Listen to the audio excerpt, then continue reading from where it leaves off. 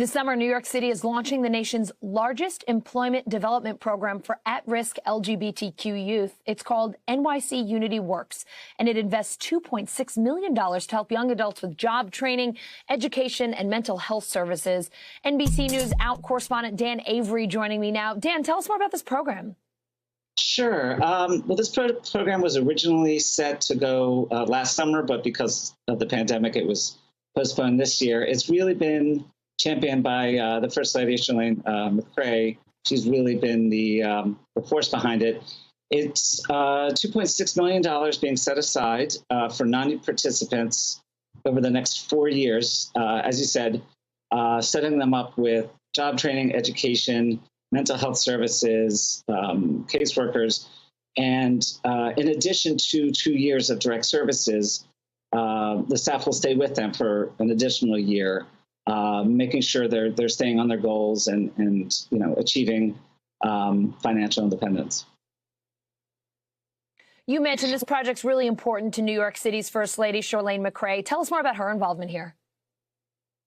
She was originally involved in greenlighting the NYC Unity project, which is sort of the umbrella organization for this program, Unity Works.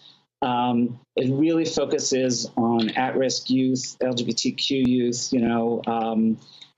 I believe up to 40% of homeless youth identify as LGBT, and their reasons for experiencing homelessness are often very different from other communities. So she's really put energy and money into, attacking those issues specifically for that community. Ash McGovern, who is running the Unity project, said to me basically point blank, without the First Lady's involvement, this would not be happening. Oh, that's fantastic that she's made it such a passion project. Dan, about a year ago, the Supreme Court ruled that LGBTQ people are protected against employment discrimination under the Civil Rights Act of 1964. But look, we know how these things go, right? That doesn't always mean that everything changes. What kind of challenges are LGBTQ youth still dealing with when they're trying to look for work out there fighting for jobs? Yeah, I asked that very question of the people in the program, and it's really two things. There's data from the Trevor Project that says something like more than 1 in 3 LGBT young people experience workplace discrimination. And sometimes it's subtle, or sometimes you don't want to risk losing your job, so you don't say anything. And for trans young people, it's 60% facing workplace discrimination. But, as I said, with so many young LGBT people experiencing homelessness, they're not even able to, compete in the workplace. If you don't have a steady address, you don't have internet, you don't have a wardrobe or work clothes, you're shut out of the workplace. Right. So this is really trying to really level the playing field in a way that anti-discrimination law can't.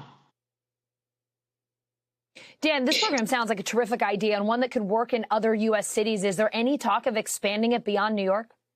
Yes. So Ash McGovern, who's heading up the program, said to me that their big goal ultimately is to create a model that is so successful that it's a proof of concept, and they can push it across other jurisdictions, and it can be replicated across the country.